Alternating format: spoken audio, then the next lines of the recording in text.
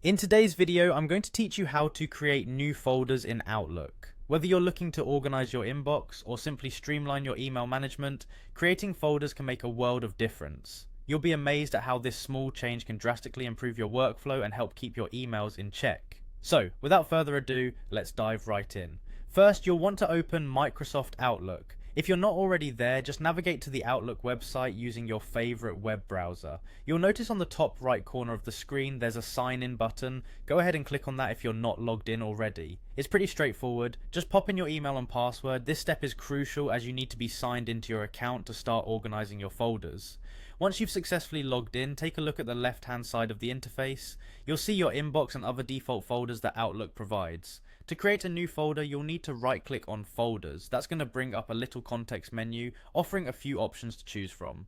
In that context menu, you'll see the option called create new folder. Click on it and you'll be prompted to name your new folder. Think about what you'd like to call it. Maybe it's for a specific project, or perhaps you want to store all your newsletters or receipts in one place. Whatever it is, typing a title that makes sense to you will certainly make it easier to keep things organized. With the name you've chosen, simply press enter and presto.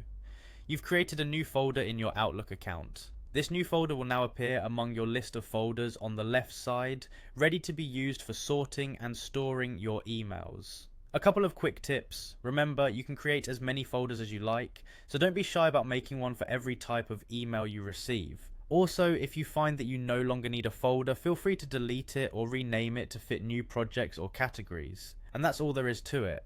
You now know how to create new folders in Outlook, making sure your email dashboard stays neat and manageable. By organizing your emails into clearly labeled folders, you can easily find important messages when you need them the most.